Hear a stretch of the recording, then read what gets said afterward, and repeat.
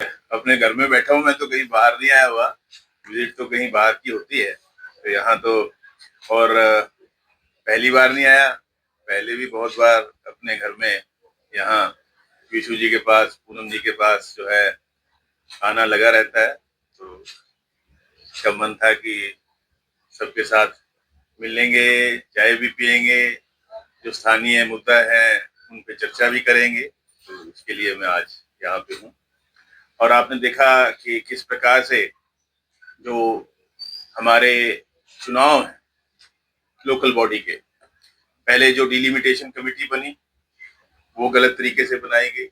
साफ साफ प्रावधान ये बने हुए थे कि जो मौजूदा एमसी हैं वो ही उसके मेंबर बन सकते थे। लेकिन ये सरकार इतना अति करती है कि उन्होंने अपनी ही पार्टी के अध्यक्ष को सदस्य बनाया,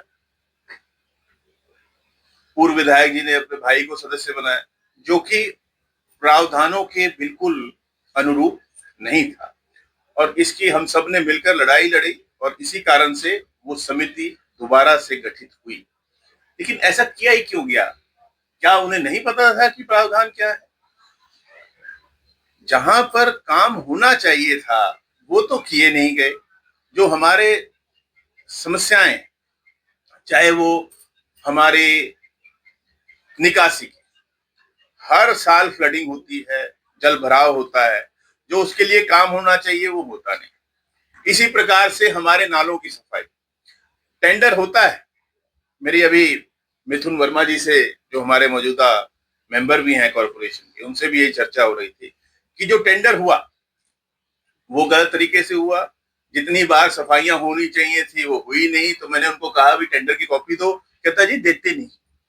ये हालात है, पब्लिक डॉक्यूमेंट है, वो पब्लिक डॉक्यूमेंट है, टेंडर की कॉपी क्यों नहीं दी जाती? इन्होंने आरटीआई में भी मांग रखा है, आरटीआई में अपील में जाना पड़ रहा है, जवाब नहीं दिया। देखिए क्या मांग लिया, एक टेंडर की कॉपी। इसका मतलब उसमें कुछ कमियां हैं तभी आप नहीं दे रहे। ऐसे ही स्ट्रीट लाइट्स, कितने सालों से लाइटें खरीदी हुई हैं। बार बार दिशा की बैठक में भी ये बात आई कि भाई लाइट्स को क्यों नहीं लगाया जाता। वहां तो कार्तिकेय शर्मा जी भी थे कि भाई लाइटें खरीदी हुई हैं, उनको लगाओ, इसका लाभ होगा शहर को। हम सब अपने शहर को आगे लेके जाना चाहते हैं, अपने जिले को, अपने पूरे अम्बाड़ा लोकसभा क्षेत्र को। और एमपी लैड्स के अंदर मेरे पास कुछ युवा साथी आए जो पढ़ाई कर रहे हैं कहीं कि कहीं हमें नौकरी मिले, कंपटीशन की तैयारियां कर रहे हैं। पुलिस लाइन के अंदर ही आपने देखा एक लाइब्रेरी है जो कि अपर्याप्त है। तो उसके लिए मैंने एमपी लैड से ही जो है एक और उसके अंदर हॉल बन जाए, जिससे कि उसकी कैपेसिटी लगभग लगभग दूनी हो जाए। उसके लिए मैंने एमपी लैड से ग्रांट जारी करी। और दुख होता है, और इस सरकार की मानसिकता को आप देखिए, क्योंकि इन्होंने लगाने तो बाहर के होते हैं। प्रदेशवासियों को, प्रदेश के युवाओं को तो नौकरी क्लास 1 क्लास 2 हिम्मत जी मिलती नहीं है। तो इन्होंने रिजेक्ट कर दिया। और क्या कह के रिजेक्ट किया, ये सुनने की बात है कि जी ये काम तो पीडब्ल्यूडी कर सकती है, लाइब्रेरी बिल्डिंग हॉल पीडब्ल्यूडी बना सकती है, इसलिए आपके माध्यम से नहीं होगा। और इसको मैं पार्लियामेंट के अंदर उठाऊंगा कि ये कैसी मौजूदा सरकार है जो हमारे युवा साथियों को, बच्चों को पढ़ने तक नहीं देना चाहती। कौन सा प्रावधान है कि जो पीडब्ल्यूडी काम कर सकता है वो एमपी लैड के अंदर नहीं हो सकता? क्यों ये लाइब्रेरी के खिलाफ है? ये मानसिकता है आज इस सरकार की। और कहते हैं कि जी हम सबको साथ लेके चलते हैं। आप बताइए, सांसदों को तो आज तक मिले भी नहीं। मुख्यमंत्री जी कहते हैं कि हाँ हम मिल रहे हैं, हम बात करते हैं, सांसदों के साथ बैठक बुलाइए। आज तक बता दें कभी विपक्ष के जो सांसद हैं उनको बुलाया? क्या विपक्ष के सांसदों को जनता ने चुन के नहीं भेजा हुआ? ऐसे कभी आईएमटी की बात करते हैं। भाई हम सब चाहते हैं हमारे अंबाला में आईएमटी बने, लेकिन आज हालात क्या हैं? इंडस्ट्रियल पॉलिसी एक के बाद एक फेल हुई हैं, एक के बाद एक। जो भी उन्होंने उसका रखा था कि भी ये इसको, इसके माध्यम से जो है हमें जो है इतनी एम्प्लॉयमेंट जनरेशन होगी, इतनी इन्वेस्टमेंट आएगी, नहीं हो पाई। और आप बता दीजिए, बताया वो सरकार ने अब नई इंडस्ट्रियल पॉलिसी लिया है। पिछली इंडस्ट्रियल पॉलिसी 5 साल के लिए वैध थी, क्या हुआ उसका, क्या नतीजे हैं? जो उसका टारगेट था कि भी इतनी इन्वेस्टमेंट आएगी और इतनी एम्प्लॉयमेंट मिलेगी, उसके बारे में क्या जानकारी दी गई है? नहीं दी गई। अब आईएमटी की बात करते हैं, कहां बनाने की बात हो रही है? हिसार रोड पे। भाई सब जानते हैं, रेवेन्यू रिकॉर्ड में भी दर्ज है कि ये फ्लड प्रोन एरिया है। अंबाला कैंट के अंदर आप देखते हैं कितने हमारे जो इंडस्ट्रियलिस्ट हैं परेशान हैं, क्योंकि वहां हर साल फ्लडिंग हो रही है, जल भराव हो रहा है, दुखी हैं। और उसका मॉडल आप यहाँ अब इस तरफ बनाना चाहते हैं। भाई आईएमटी बननी चाहिए, लेकिन उसका स्थान तो देख लो कि कम से कम ऊंचाई पे हो, जहां पर पानी ना आए। पहले ही इंडस्ट्रियां हरियाणा छोड़ छोड़ के जा रही हैं, ऐसी स्थान तो उनको दो जहां पर वो बसें आके। स्थान तो ठीक से चयनित करेंगे ना आप। ये कैसी सोच है? किसी तरह से भी अंबाला के विकास के लिए मौजूदा सरकार कोई प्रयास नहीं कर रही है। उल्टा, जैसे मैंने बताया कि आरटीआई में मांग रहे हैं जानकारी, वो नहीं देते। स्ट्रीट लाइट में आप किसी भी गली में जाके आप देख लीजिए, मैं हो सकता है गलत कह रहा हूं, आप किसी भी मोहल्ले में जाके देखिए, उनसे पूछ लीजिए हाँ कैसे स्ट्रीट लाइट्स लगाई जा रही है, किस प्रकार से काम हो रहा है, किस प्रकार से सफाई हो रही है, पता चल जाएगा कि क्या है और क्या नहीं है, असलियत क्या है।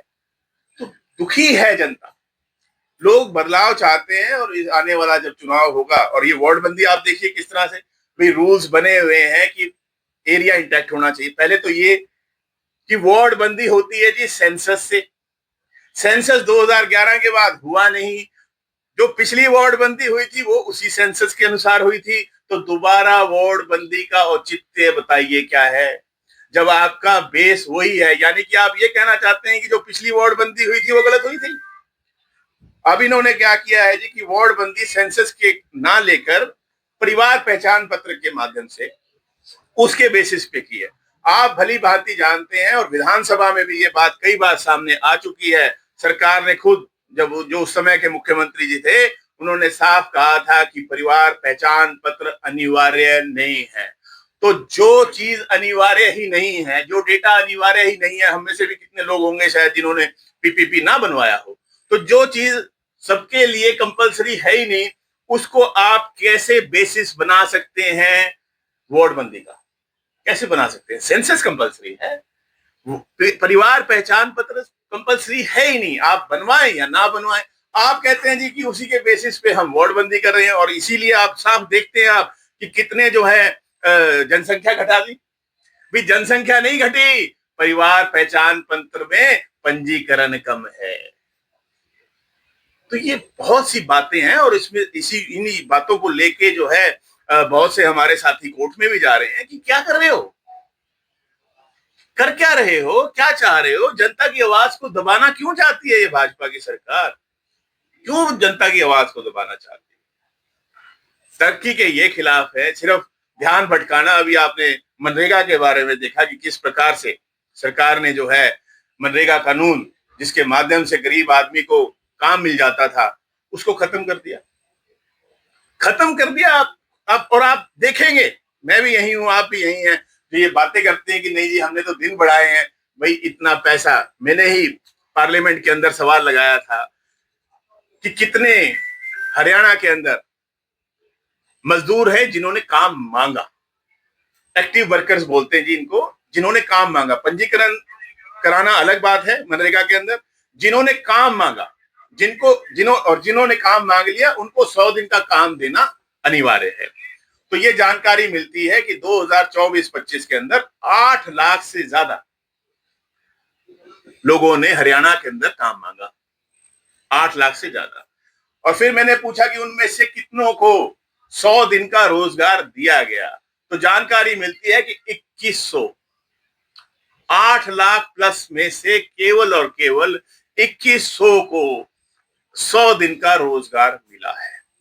प्रावधान ये है मनरेगा कानून के अंदर कि यदि कोई काम मांगता है और उसे काम नहीं दिया जाता, तो उनको कंपनसेशन, बेरोजगारी भत्ता दिया जाएगा। उसके बारे में मैंने पूछा उसी सवाल के अंदर कि भाई बताया जाए कि कितने लोगों को बेरोजगारी भत्ता दिया गया। जानकारी मिलती है कि पिछले 5 सालों में एक भी व्यक्ति को, मजदूर को बेरोजगारी भत्ता नहीं दिया गया। ये हालात हैं। तो जब सरकार अब ये हालात हैं, जबकि 90% जो है खर्चा जो है जो सामान का वो केंद्र सरकार उठा रही थी, और 100% खर्चा जो है जो काम हो रहा था, जो वेजेस थे, वो केंद्र सरकार दे रही थी। तब हरियाणा में मनरेगा का ये हाल था। तो आने वाले समय में आप क्या उम्मीद करते हैं, जब 60% ही केंद्र देगा और 40% हरियाणा सरकार को खर्च करना है, और जब काम नहीं देंगे, वो जो बेरोजगारी भत्ता है वो पूरे का पूरा हरियाणा सरकार को देना है। जब वो पहले ही नहीं दे रहे थे, आगे क्या उम्मीद की जाएगी कि वो देंगे? तो गरीब विरोधी, किसान विरोधी और ये शहरियों के विरोधी ये सरकार है। आपके सामने है भी, अंबाला में आप रह रहे हैं, हम रह रहे हैं, देखो तो क्या बदलाव आया है। स्ट्रीट लाइट पड़ी रहती है, पहले तो उसको सील करके रखा जाता है, अब लगाते हैं जी, अब खंबे नहीं है। घरों में लोगों के लाइटें रखी हुई हैं, और ये तक पता चल रहा है, भाई साहब से भी बात हो रही थी, कि लगाने का खर्चा ज्यादा, लाइटों का रेट कम है। इसकी भी जानकारी आरटीआई में निकलवाएंगे कि जनता को पता चले कि हमारी अंबाला की जो कॉरपोरेशन है वहां चल क्या रहा है। कैंट में भी यही हाल था, और हालात ये हैं कि जो हाउस मीटिंग्स रेगुलर होनी चाहिए, प्रावधान में है, एक्ट में है, वो हाउस की मीटिंग भी रेगुलर नहीं होती है, जिसका कोई जवाब इनके पास नहीं है। मेयर ने खुद कहा कि हम कहते हैं कि मीटिंग बुलाई जाए, और मीटिंग नहीं होती। और ये सिर्फ अंबाला तक सीमित नहीं है, पूरे हरियाणा के अंदर यही हाल है कि जो रेगुलर मीटिंग्स कॉरपोरेशन की, कमिटीज की होनी चाहिए, वो तक नहीं कराई जाती, और कोई जवाब नहीं है इनके पास भी क्यों नहीं कराते।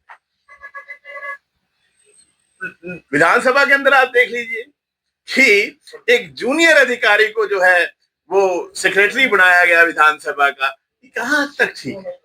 प्रावधान बने हुए हैं, लेकिन उनको ताक पर रख के ये कहते हैं कि हम किसी को मानते ही नहीं। ये लोकतंत्र के लिए अच्छी बात नहीं है।